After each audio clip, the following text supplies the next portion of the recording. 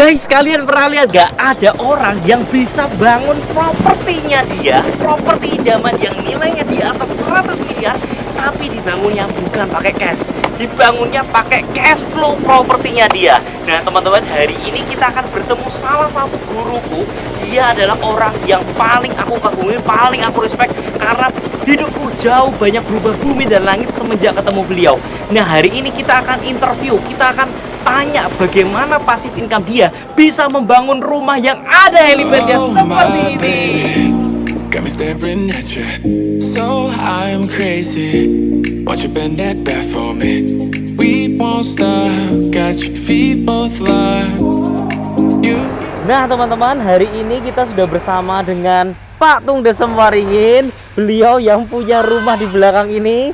I can take you down for a ride. I take you around my life. Pak Tung, kita boleh nggak masuk ke dalam? Boleh, ayo mari kita masuk di sana. Ya, ini ada banyak angsa tuh. Di depan rumah dikasih rumah angsa. Wah, luar biasa nih. Nah, ini angsa saya. Loh, kok angsa saya? Wah, kita.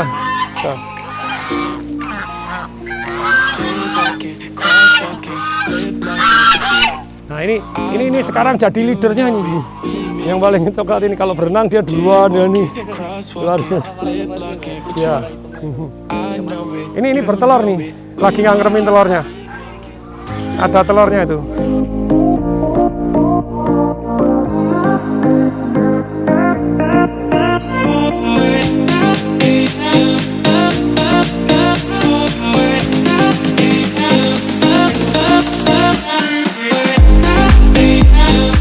Marmer ada yang dari Milan, ada yang dari Surabaya. Nah ya.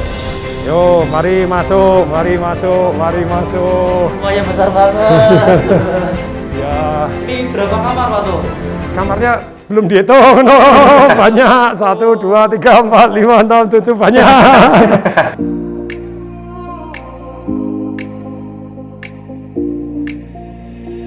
Jaywalking, crosswalking, lip locking with you. I know it, you know it, we make it. Ya, ini langsung buka, langsung view danau. Danau ya Pak ya. I know it, you know it, we make it. Nah ini, nah, dan view-nya ini 280 derajat. Sedangkan kalau view pemandangannya 360 derajat. Terusnya.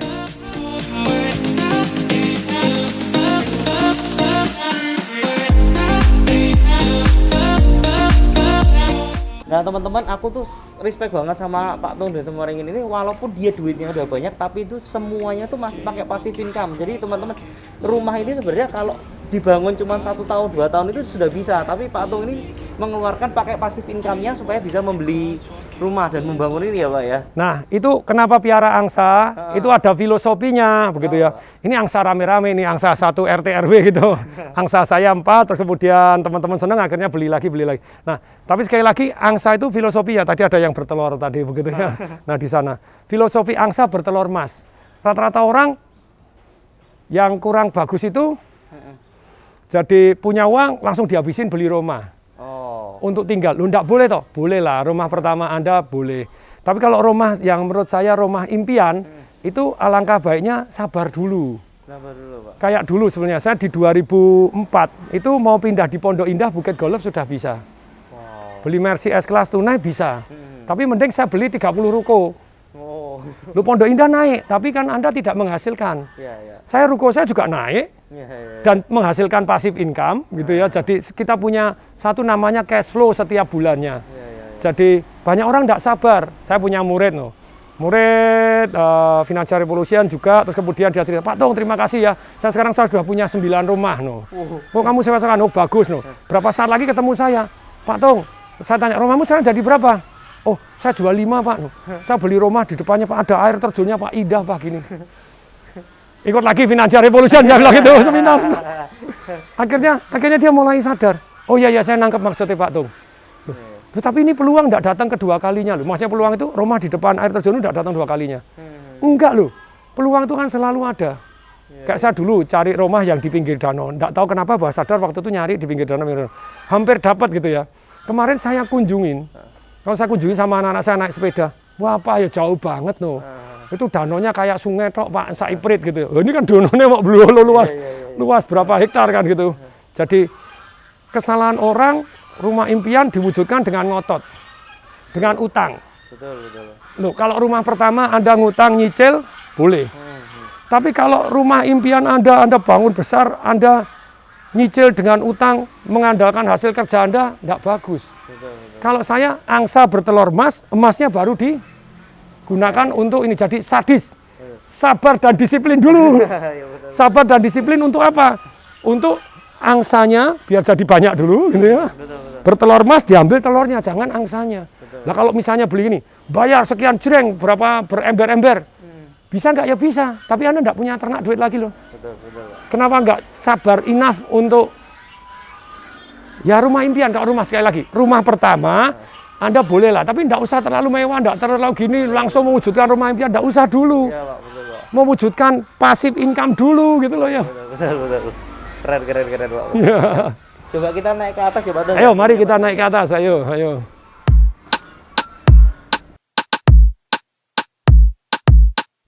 You don't even know me like that.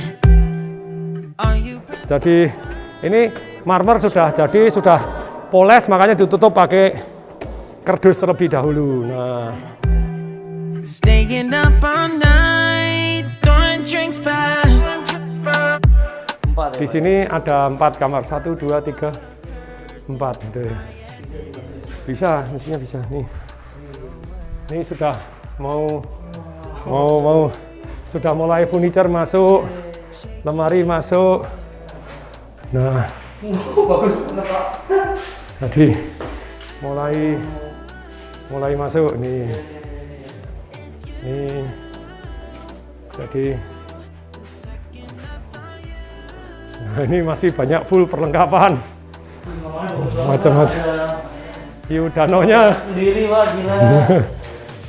Ini kamar anaknya, Pak ya? Ya, kamar anak. Wah, saya mau jadi anak Bapak, Pak. Ayo, mari. Seumuran anak saya sudah hebat kayak gini. Ayo. Ini kamar. Kamarnya ada kamar tamu. Kamarnya ada kamar tamu. Terus kalau yang ini kamar mandi praktis. Kamar mandi praktis. Oh ini, wow, saya baru tahu nih, furniture sudah masuk. Kemarin belum ada. Baru masuk, ini sudah masuk. Oh, ini baru mulai finishing. Mulai finishing. Your blue eyes on my plans reversing.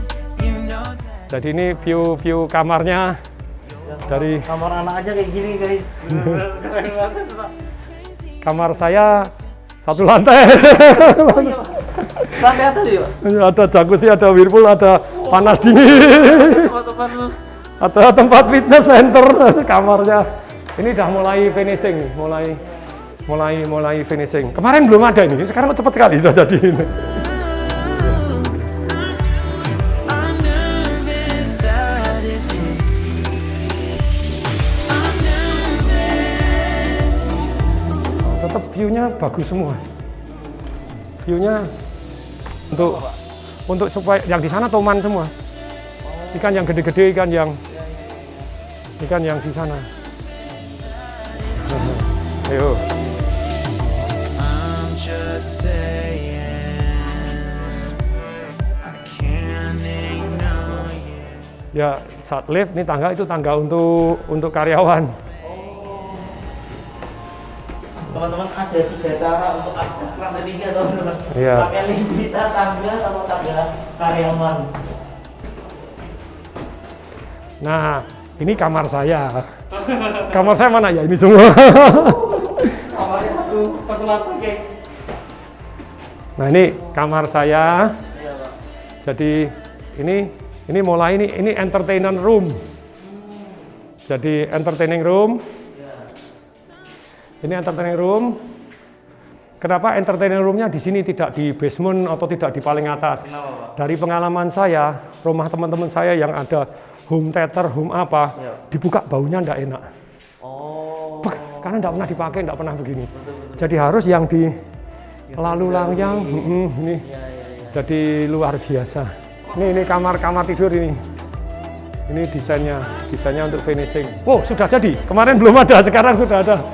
Sudah ada gini. Nah, ini kamar tidur, terus kemudian di sini nanti tidak kelihatan, nanti kotak. Kotak, terus ini bisa tarik tirai sana, tarik tirai sana. Bisa tarik ini. Terus ini kolam air panas sama air dingin. Nyelup panas atau dingin jelung. Nah, ini lampunya sama saya tinggi nih. You know that it's working. You're working. Oh, lampunya sama saya tinggi lampunya. Saya 183. Perfect. Shaky and I'm slipping. Ya beginilah yang punya rodok pencilaan. It's you. It's you. Oh, you. The second I saw you, I'm nervous that. Nah teman-teman, jadi itu ada sempat orang tuh yang bilang kalau Pak Tung itu sebenarnya nggak ada duitnya. Nah tapi teman-teman lihat sendiri ya, Pak Tung ini justru di masa pandemi itu bahkan beli ruko dengan pasif income-nya sendiri. Gila banget Pak Tung. Nah Pak Tung bisa dijelasin nggak sih Pak, ruko-ruko yang Bapak beli itu semua dijadiin apa Pak, biar bisa ada cash flow-nya Pak? Sekarang jadi laundry. Oh laundry. Laundry kita bukain laundry. Jadi di era pandemi ini dalam 4 bulan terakhir saya beli 12 properti. Waduh. Yang ada yang kecil ruko-ruko 1-2 eman, tapi ada juga yang puluhan di Ahmad Jalan di mana ya. Nah Pak Tung ini sering itu ya Pak ya, beli rumah yang harga misalkan 10M tapi bisa dijual lagi di angka 20M. Karena begini, sebetulnya harganya itu memang 25M. Oh. Tapi saya bisa dapat 10 miliar, 12 miliar, karena apa? Karena dalam kondisi sekarang ini banyak sekali orang yang kepengen menjual propertinya tapi tidak ada lawan gitu. Jadi hari ini betul-betul saat sedang diskon. Iya, Orang yang siap, maunya siap itu apa? Mengantisipasi dia sudah siap cash flow. Ya, kalau saya ngomong itu cash is the king. Betul. Cash flow-nya King Kong katanya. benar.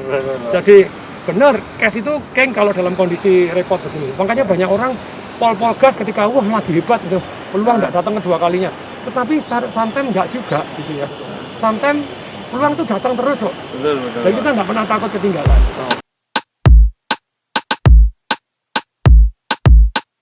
You don't even know me like that. Are you pressed for time? Put you on my mind. Come a little closer like that. Staying up all night. Nah Pak, Bapak kan sudah punya semuanya ya Pak ya. Sekarang mimpi Bapak apa nih Pak kalau sekarang? Bermanfaat untuk orang banyak gitu ya. Iya Pak. Jadi kalau bisa itu membuat minimal 1 juta orang multi miliarder lagi gitu ya. Kayaknya bisa dah Pak. Minimal. Sudah loh Pak ya. Mungkin sudah ya mulai. Mungkin sudah, Tapi Pak. intinya adalah jadi dalam hidup ini impiannya adalah kalau saya selain membuat tadi adalah sistem pendidikan di Indonesia mestinya harusnya mengajarkan kecerdasan keuangan dan ilmu-ilmu yang penting dalam kehidupan. Sungguh sayang karena di sekolah tidak diajarkan kecerdasan keuangan. Timpang pendapatan itu timbul karena 2 hal saja. Apa, Pak? Timpang pengetahuan sama timpang keberanian. Oh. Jadi kita tidak punya pengetahuan, tidak punya keberanian. Yang terjadi orang dapat duit banyak, bisa lah kayak kemarin pembebasan tanah dapat 18 miliar. Setelah 1 bulan tinggal 50 juta. Iya. Nah, kalau misalnya ngomong sederhana, dapat duit, ngomong yang paling sederhana yang jurusnya sebenarnya paling tidak pinter, tapi oke gitu ya. Taruh duitmu di deposito 18 miliar, 6 bulan kamu udah beli mobil baru. Betul. Tanpa capitalnya hilang. Betul Pak, betul. Pak boleh minta 3 tips kebiasaan buat orang-orang itu bisa menjadi seperti Bapak Pak, sukses seperti Bapak. Jadi sukses itu kan definisinya mendapatkan apa yang kita inginkan gitu ya. Kalau bahagia itu menginginkan yang sudah kita dapatkan. Jadi kalau tips sukses itu kurang komplit, mestinya tips sukses dan bahagia. Oke, ya benar Pak. Tips sukses dan bahagia. Kalau bahagia ya sabar, ikhlas dan bersyukur. Kalau Anda bisa sabar, SIB, sabar, ikhlas dan bersyukur. Sabar ketika harus berjuang, ikhlas ketika harus memberi, ikhlas ketika harus keluar, ikhlas ketika harus investasi, ikhlas ketika harus kehilangan. Kalau Anda tidak pernah bisa bahagia. Betul, Pak. Bersyukur, apapun yang kita punyai bersyukur. Tapi kalau cuma kita sabar, ikhlas dan bersyukur, kita tidak maju. Jadi kalau mau sukses, selain Anda sabar, ikhlas, dan bersyukur, Anda harus PUM gitu ya. Oh, itu. Progress, Betul. useful, Betul. dan meaningful. Betul. Banyak orang kaya tapi hidupnya kosong kan tidak enak kan itu. Betul. Jadi banyak orang kaya tapi kaya sendiri, so what? Banyak orang dapat pencerahan spiritual tapi dia sendiri yang dapat pencerahan. Dia sendiri yang dapat pencerahan kan repot gitu ya. Betul. Jadi mestinya share kepada orang dan harusnya progress, no? Progress, useful, dan meaningful. Dan untuk mencapai SIB, kemudian supaya progress, useful, dan meaningful, lah kalau tadi dibilang 3, tanyalah kepada Anda apapun yang terjadi 3 hal ini, maka hidup Anda akan maju dahsyat luar biasa. Terima kasih banyak. Nih 3 nih ya. Iya. 1, apa yang saya syukurin dari atau karena kejadian ini. Kemudian yang kedua, apa yang harus saya pelajarin dari atau karena kejadian ini. Oke. Kalau cuma bersyukur doang, Anda naif, bahagianya naif. Tapi kalau kita misalnya, yang kedua, pertanyaan kedua, apa yang saya pelajarin dari atau karena kejadian ini yang akan membuat saya di kemudian hari menjadi lebih baik, lebih kaya, lebih maju, lebih langsing, lebih sehat, lebih harmonis, anak-anaknya lebih sukses dan berbakti, lebih diridhoi sama Tuhan kan begitu ya. Tapi kembali lagi Anda tanya, apa yang saya pelajarin dari atau karena kejadian ini? Dengan Anda mempelajari, Anda akan meningkat. Yang ketiga, lalu apa yang harus saya lakukan yang membuat saya ada 4. Oh iya. 1, merasa lebih baik. Banyak orang kalau lagi ngalam gini merasa lebih baik aja ngerokok, minum narkoba, minum alkohol, lolo, ya kan cuma merasa lebih baik. Boleh nggak? Boleh, tapi ada 4 ukuran lagi. Jadi pertanyaan ketiga, apa yang harus saya lakukan sekarang yang membuat saya 1, merasa lebih baik, 2, benar-benar jadi lebih baik, yang ketiga, orang banyak jadi lebih baik, yang keempat, direstui oleh Tuhan. Betul. 3 pertanyaan ini, Anda jadi bahagia, tapi bukan bahagia naif, tapi bahagia jati, yaitu masih karena masih melakukan hal-hal yang bermanfaat untuk orang lain, yang Anda merasa lebih baik, itu kan meaningful, fulfill. Tapi bukan hanya merasa lebih baik, tapi juga baik untuk diri kita sungguh-sungguh. Berarti kan ukurannya itu. Orang banyak jadi lebih baik, direstui Tuhan. Wah, kalau itu udah dahsyat luar biasa.